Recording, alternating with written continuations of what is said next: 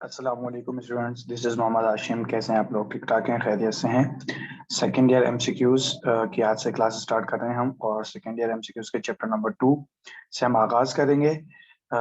ये इसलिए किया जा रहा है क्योंकि इस साल जो कि बोर्ड का पैटर्न चेंज हुआ है। 40 एमसीक्यूज़ आएंगे फर्स्ट ईयर में भी, सेकेंड ईयर में भी। तो इंशाल्लाह ताला मेरी कोशिश रहेगी कि आपके पेपर से पहले पहले चैप्टर वाइज तमाम चैप्टर्स के एमसीक्यूज़ आपके साथ डिस्कस किए जाएँ। तो इंशाल्लाह आपके समझ में भी आएंगी चीज़ें और बहुत फ़ायदा होने वाला है आप लोगों को। तो स्टार्ट करते हैं जी चैप्टर नंबर 2 से।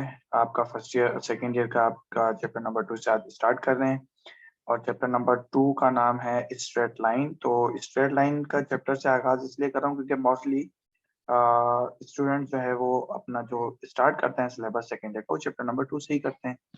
तो फिर इस हिसाब से आपका जो एमसीक्यूज का सिलेबस भी है वो भी उसी पैटर्न से स्टार्ट करना चाहिए। बहरहाल चैप्टर नंबर 2 है द स्ट्रेट लाइन। तो पहला एमसीक्यूज देख लेते हैं। लिखा हुआ the point of concurrency of the medians of a triangle is called. तो point of concurrency of the median, लफ्ज मीडियन अगर लिखा हुआ आ जाए तो अब चाहे वो द पॉइंट ऑफ कॉन्करेंसी हो, पॉइंट ऑफ इंटरसेक्शन हो, कॉमन पॉइंट्स हो, मीटिंग पॉइंट हो, लफ्ज अगर मीडियन है तो फिर उसका आंसर सेंट्रॉइड हो जाएगा। ठीक है, इन सेंटर के बारे में भी बता देता हूँ मैं आपको, एमसीक्यूज आता रहता है। अगर the point of concurrency of the internal bisectors of the angle आ जाए, लफ्ज आ जाए internal bisectors of the angle, तो फिर इन सेंटर होगा। ठीक है, और सरकम सेंटर क्या होगा? सरकम सेंटर होता था point of concurrency of the perpendicular bisector. लफ्ज अगर परपेंडिकुलर बाइसेक्टर आ जाए तो फिर सरकम सेंटर होगा। और ऑर्थो सेंटर का भी बता ही देता हूं मैं आपको, the point of concurrency of the altitudes of the triangle. अगर altitude of the triangle, altitude लफ्ज आ जाए तो फिर ऑर्थो सेंटर होगा। तो ये चारों जो वर्ड्स है, इनसे 4 एमसीक्यूज बन सकते हैं। तो वो मैंने आपके साथ डिस्कस कर लिया है। जैसे अगर लफ्ज मीडियन है तो फिर तो सेंट्रॉइड होगा। इन सेंटर के लिए इंटरनल बाइसेक्टर वर्ड यूज होगा। सरकम सेंटर के लिए परपेंडिकुलर बाइसेक्टर का वर्ड यूज होगा। और ऑर्थो सेंटर के लिए एल्टीट्यूड का वर्ड यूज होता है। तो ये 4 एमसीक्यूज इस तरह से बन सकते हैं। चलें जी, आगे बढ़ते हैं। The measures of angle from a line with slope 3 to the line with slope 5। यानी कि एक लाइन है M1, लाइन 1 है तो उसका स्लोप 3 है, यानी कि M1 आपको गिवन है 3, राइट, और M2 आपको गिवन है 5, लाइन 2 का स्लोप। और एंगल बिटवीन टू लाइंस आपको जब मालूम करना होता है, आपको फॉर्मूला यूज करना होता है टेंजेंट थीटा का। तो टेंजेंट थीटा का फॉर्मूला क्या होता है? M2 माइनस M1, यानी कि 5 माइनस 3, तो कितना बच गया? 2। नंबरेटर में तो ये आ गया M2 minus M1 upon 1 plus M1 and M2। तो 1 प्लस M1 और M2, तो 3 और 5 को मल्टीप्लाई करा दें तो ये बन जाएगा 15। तो 2 अपॉन 16 हो गया, तो ये 1 अपॉन 8। और theta, tangent theta is equal to 1 upon 16 होगा, यानी कि 1 अपॉन 8 होगा। तो थीटा को इज इक्वल टू यहीं रखेंगे, टेंजेंट वहां जाके टेंजेंट इनवर्स 1 अपॉन 8। तो ये वाला सही इसका ऑप्शन हो जाएगा। ठीक है ना, 2 अपॉन 16 है तो 2 1 जा 2 8 जा 16 हो जाएगा। ठीक है, यानी कि ये चीज किसके बराबर है? बेसिकली ये बराबर है आपके पास टेंजेंट थीटा के। आई होप आपको क्लियर हो गई होगी बात। मैं फिर भी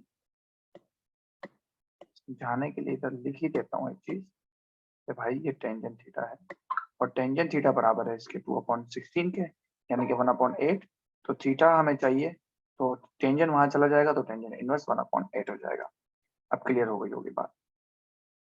the x and y intercept of the straight line y is equal to 2x plus 2r। बहुत आसान सी बात है, सिंपल बात याद रखें कि जब आपको x और y इंटरसेप्ट निकालने हो, आपने कुछ नहीं करना। आप सिंपल, अगर आपको x इंटरसेप्ट निकालना है तो आप क्या करेंगे? आपने सिंपल y की जगह पर 0 पुट कर देना है। और जब आपको y इंटरसेप्ट निकालना है, सॉरी, हाँ, y इंटरसेप्ट निकालना तो x की जगह पे 0 पुट कर दें, मतलब अल्टरनेट काम करना है। अगर x इंटरसेप्ट निकालना है तो y को 0 पुट कर दें। ठीक है जी, और अगर y इंटरसेप्ट निकालना है तो x को 0 पुट कर दें। अब इसकी डिटेल में नहीं जाऊंगा मैं कैसा क्यों करते हैं, ये पूरी इसकी ग्राफिकल रिप्रेजेंटेशन होती है कि अगर एक लाइन है या कोई कर्व है, वो x इंटरसेप्ट हो रहा है या y इंटरसेप्ट हो रहा है, तो ये क्यों करते हैं हम ऐसा। तो ये पूरी उसमें समझने की बात है, बट इसमें एमसीक्यूज में आपको कॉन्सेप्ट भी समझना है, साथ साथ थोड़े आपने ट्रिक समझनी है जुगाड़ी मेथड से, ताकि आपका कॉन्सेप्ट भी समझ में आ जाए आपको और आपका एमसीक्यूज सॉल्व करना आपको आ जाए, क्योंकि एमसीक्यूज की ट्रिक अगर आपको आएगी तो आपका टाइम सेव होगा और 40 एमसीक्यूज आप जल्द से जल्द कर पाएंगे। तो एक्स और वाई इंटरसेप्ट निकालना है आपने, तो सिंपल आप एक्स इंटरसेप्ट के लिए वाई को 0 कर दें। तो जब वाई को 0 कर देंगे तो ये बचेगा 2x + 2 = 0। तो ये 2 वहां जाके हो जाएगा -2, तो ये 2 डिवाइड होगा तो आंसर आ जाएगा -1। तो इसका मतलब है -1 वाले दो ऑप्शन है, एक ये है और एक ये है। याद रखें जो दो लिखे हैं ना answer, 2 and 2, 0 and 2, -1 and 0, -1 and 2, तो इन दोनों में पहले वाला एक्स इंटरसेप्ट है और दूसरे वाला वाई इंटरसेप्ट है। ये गलती मत कीजिएगा, क्योंकि पहले एक्स लिखा हुआ है और बाद में वाई लिखा हुआ है। उसूली तौर पर तो रिस्पेक्टिवली लिखना चाहिए था, लेकिन अगर नहीं लिखा हुआ तब भी एक्स इंटरसेप्ट पहले लेंगे और वाई इंटरसेप्ट को बाद में लेंगे। तो बहरहाल एक्स इंटरसेप्ट तो -1 आ रहा है, -1 यहाँ पर भी है, -1 यहाँ पे भी, तो मतलब ये वाले दो तो जाया हो गए। इन दोनों में से कोई होने वाला है कोई एक। अच्छा, अब वाई इंटरसेप्ट को चेक करने के लिए एक्स को 0 करना पड़ेगा। जब एक्स को 0 पुट करेंगे तो ये वाली टर्म तो 0 हो जाएगी, सिर्फ बचेगा 2, तो y = 2 बचता है आपके पास। तो इसका मतलब है ये वाला ऑप्शन ठीक है हमारे पास कि एक्स इंटरसेप्ट -1 है और y इंटरसेप्ट 2 आ रहा है। तो आपको बात समझ में आ गई होगी। The x and y intercept of the line x + y = 2। Simple सी बात है। अभी बताइए मैंने y x इंटरसेप्ट के लिए y को 0 पुट करो, तो y को 0 पुट करेंगे तब भी x 0 ही रहेगा, और y इंटरसेप्ट के लिए x को 0 पुट करें तो y x को 0 पुट करेंगे तब भी y 0 ही रहेगा, तो इसका आंसर हो जाएगा 0 and 0। अच्छा जी, इसके बाद है आपके पास द x इंटरसेप्ट ऑफ एक इक्वेशन गिवन है y = x² + x - 6। आपको सिर्फ x इंटरसेप्ट निकालना है। तो x इंटरसेप्ट के लिए y को 0 रखना पड़ता है, तो x 0 = x² + x - 6 एक क्वाड्रेटिक इक्वेशन है, x² + x - 6 + x - 6। तो इसकी मिडिल टर्म ब्रेक हो जाएगी सिंपल। कैसे होगी मिडिल टर्म? x² प्लस का 3x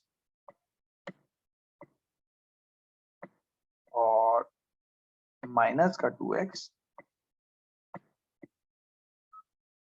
ये आपने काम किया हुआ है बहुत ज्यादा फर्स्ट ईयर में भी, मैट्रिक में भी, मिडिल टर्म ब्रेकिंग का, = 0। अब यहाँ से देखें x² + 3x - 2x - 6 है, तो यहाँ से x कॉमन लेंगे तो बाकी बचेगा x + 3। यहाँ से -2 कॉमन लेंगे तो बाकी बचेगा x + 3। यानी कि दो ब्रैकेट आएंगे आपके पास, एक आएगी x + 3, समझ रहे हैं आप, और दूसरी ब्रैकेट जो आपके पास आ रही है वो आ रही है भाई x - 2।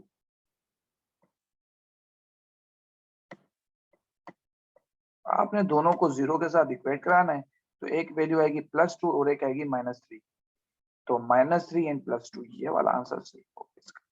ठीक है जी, क्लियर हो गई बात। दोनों को 0 के साथ इक्वेट करा देंगे। मैं इधर कर देता हूँ, इसको देख लीजिएगा, एक्सप्लेनेशन क्लियर हो गई होगी आपको।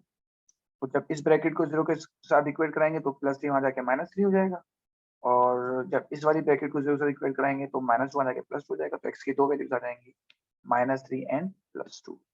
तो आई होप यहाँ तक की तो बात क्लियर हो गई होगी आपको। आगे बढ़ते हैं।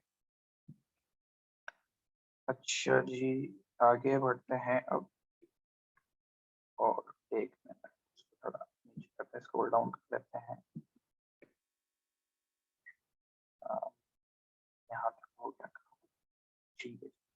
अब यहाँ पर बात बड़े कमाल की सुनने की, और वो ये है कि भाई आपसे कहा जा रहा था equation of a straight line parallel to the axis of y and 4 units to left is.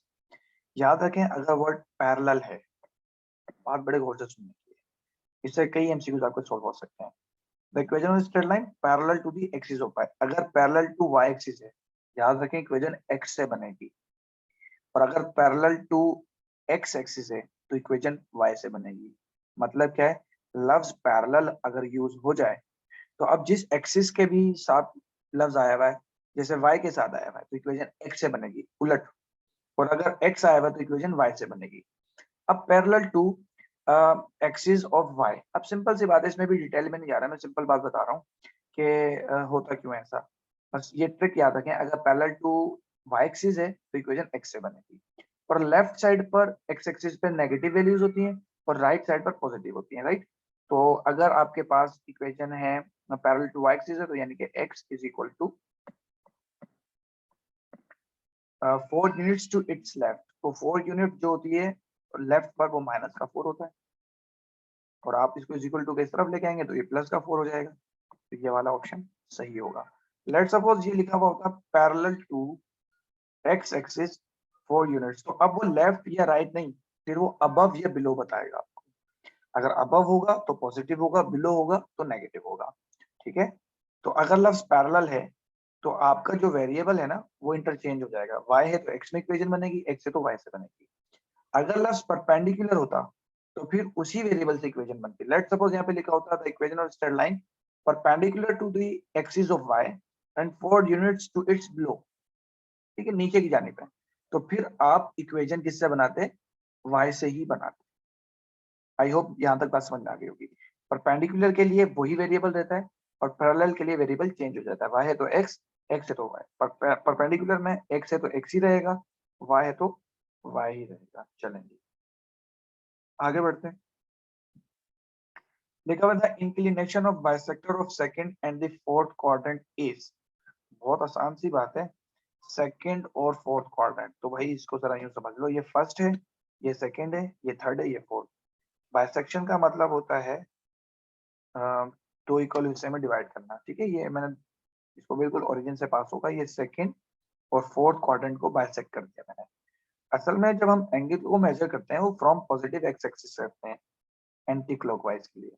तो भाई ये वाला पूरा पोर्शन 90 डिग्री का है क्योंकि 0 से लेके 90, उसके बाद 90 से लेके 180। तो ये वाला पूरा पोर्शन 90 का है और ये वाला भी 90 का है। हर क्वाड्रेंट 90 90 का होता है, तो उसका हाफ है ये। 45 ये है और 90 ये है, तो ये कितना हो जाएगा? 90 प्लस 45 135 ये वाला। ठीक है, और अगर ये होता let's suppose first and third quadrant, ये वाला भी आया हुआ है, इसे मैं बता देता हूँ।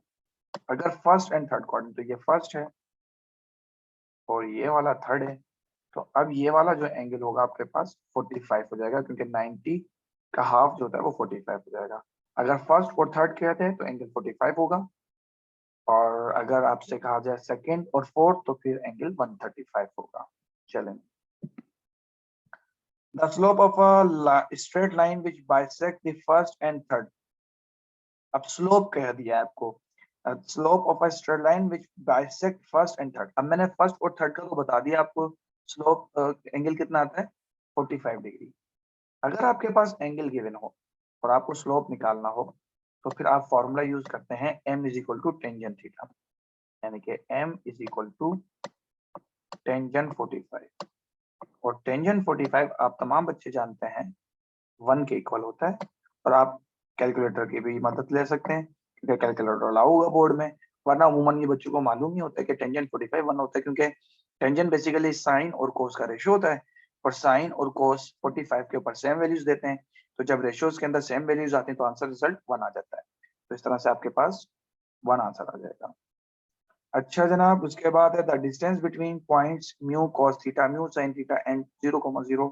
ये एक्सरसाइज 2.1 का लास्ट क्वेश्चन है, आई गेस 17 और 18 है। तो ये बहुत आसान सा क्वेश्चन है। इसमें मैं आपको एक बात बता देता हूँ, इसकी एक शॉर्टकट ट्रिक है। ये दो डिस्टेंस निकालना है ना, जब कभी भी आपको एक ओरिजिन वाला पॉइंट हो, जैसे ये है 0,0 और दूसरा पॉइंट है mu cos theta mu sin theta, तो इस तरह का जैसे लेट सपोज म्यू की जगह पर एक्स लगा देते हैं या गैमा लगा देते हैं या अल्फा लगा देते हैं, और इस साइन के साथ भी दोनों का एक साइन और कोस का कोफिशिएंट सेम होना चाहिए और ये वाला पॉइंट ओरिजिन होना चाहिए। तो रिजल्ट वो होता है जो साइन और कोस का कोफिशिएंट होता है। इन दोनों का कोफिशिएंट क्या है? म्यू। तो इसका आंसर आ जाएगा म्यू यूनिट्स। बस इतनी सी बात।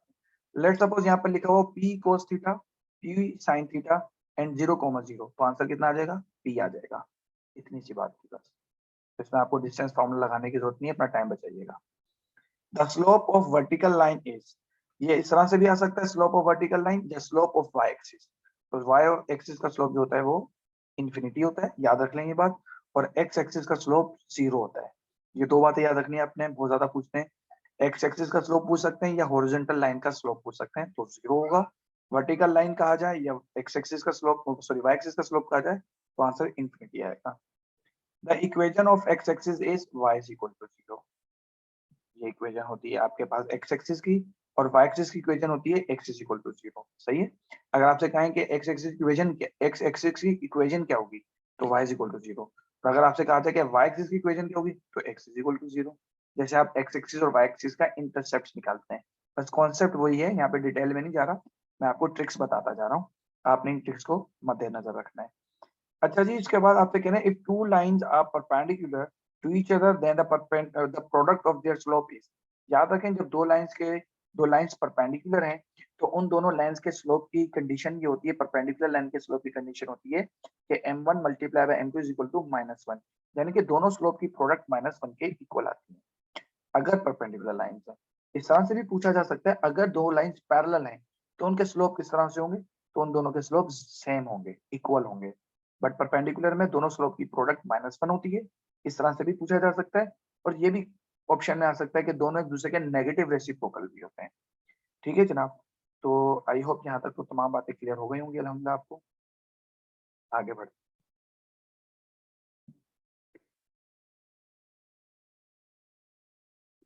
अच्छा जी, इसके बाद है आपके पास, अच्छा आपसे क्या कहा जा रहा है, क्या कह रहे हैं कि the equation of a line parallel to axis, equation of a line parallel to y axis. लफ्ज अभी पैरेलल मैंने भी थोड़ी देर पहले बताया था आपको कि अगर लफ्ज पैरेलल आ गया तो जो वेरिएबल होगा वो इंटरचेंज हो जाएगा। तो the equation of a line parallel to axis, तो इसका मतलब इक्वेशन बनेगी x से और x is equal to constant. ये आंसर है। अगर यही होता था equation of a line perpendicular to axis तो फिर y is equal to constant हो जाता। परपेंडिकुलर में जो वेरिएबल है तो वैसे इट इज रहता है। The slope of x axis 0 होता है, अभी बताया मैंने आपको। तो यहाँ तक बात समझ में आ रही होगी आपको। अच्छा आगे बढ़ जाते हैं, कुछ रिमेनिंग एमसीक्यूज हैं, इंपॉर्टेंट एमसीक्यूज हैं, वो देख लीजिए। अच्छा जी, इसके बाद है आपके पास थोड़े से एमसीक्यूज हैं जो कि ये बहुत ज्यादा इंपॉर्टेंट एमसीक्यूज हैं, बोर्ड में रिपीटेड हैं और ये सब चीजें आपको यहाँ पर नजर मेंशन हुई हुई हैं, नजर भी आ रही होंगी। बहरहाल, slope of a line perpendicular to x axis. अब सिंपल सी बात है, परपेंडिकुलर टू एक्स एक्सिस होता है y axis, perpendicular to x axis क्या होता है, वाई एक्सिस होता है, और वाई एक्सिस का स्लोप क्या होता है, इंफिनिटी। तो simple answer. If a line is perpendicular to y axis then its equation is, तो अभी बताया मैंने अगर परपेंडिकुलर है वाई एक्सिस के तो इक्वेशन वाई से ही रहेगी क्योंकि परपेंडिकुलर का वर्ड यूज हो गया, वेरिएबल सेम रहेगा। The point of intersection of internal bisectors of the angles of a triangle, तो अभी स्टार्ट में ही मैंने बताया था गालिबन पहले एमसीक्यूज में, और इन चारों की डेफिनेशंस बता दी थी कि अगर internal bisectors of the angle आ जाए तो फिर वो इन सेंटर हो जाता है। If a straight line is parallel to y axis its slope is, if a straight line parallel to y axis, अब पैरेलल टू y axis, अब y axis का स्लोप क्या होता है, इंफिनिटी। तो पैरेलल में क्या होता है, सेम ही रहते हैं स्लोप, तो ये भी इंफिनिटी ही रहेगा। if a line is parallel to x axis its equation is parallel to x axis, तो इसकी इक्वेशन बतानी है। तो अब पैरेलल टू x axis है तो आप पैरेलल के बाद जो भी वेरिएबल होता है वो इंटरचेंज हो जाता है, यानी कि y is equal to constant। if two or more straight line meet at a point they are said to be concurrent। Concurrent का मतलब होता है जहां पर दो से ज्यादा लाइन या दो लाइन वो आकर उनका सेम पॉइंट ऑफ इंटरसेक्शन हो, उसको हम कहते हैं कॉन्करेंट लाइन, और उस पॉइंट ऑफ इंटरसेक्शन को कहा जाता है point of concurrency. Perpendicular line में एक कॉमन पॉइंट होता है और दो लाइन के दरमियान होता है, और उसकी खास बात ये होती है कि दोनों के दरमियान का 90 का एंगल होना जरूरी है। कॉन्करेंट लाइन में 90 का एंगल होना जरूरी नहीं है। और पैरेलल लाइन तो ऐसी लाइन होती है जिनके अंदर कोई पॉइंट ऑफ इंटरसेक्शन होता ही नहीं है। और इसमें चौथा ऑप्शन नन ऑफ दीज है, तो आई होप क्लियर होगी बात। A line parallel to x axis if its slope is, एक लाइन है जो पैरेलल टू एक्स एक्सिस, तो इसका स्लोप क्या होगा, पैरेलल टू एक्स एक्सिस तो सिंपल एक्स एक्सिस का स्लोप 0 होता है और पैरेलल स्लोप्स लाइन के स्लोप सेम ही रहते हैं, तो इसका आंसर 0 होता है। तो आई होप आपको ये चैप्टर नंबर 2 के सेकंड ईयर के एमसीक्यूज बहुत अच्छे से समझ में आ गए होंगे। उम्मीद है इंशाल्लाह ताला आपको मजीद मैं चीजें इसी तरह से कवर करवाता रहूंगा और आपको समझ में आती रहेंगी। अपना बेहद ख्याल रखिएगा, इंशाल्लाह आपसे मुलाकात होती है नेक्स्ट वीडियो में। अल्लाह हाफिज, फी अमान अल्लाह।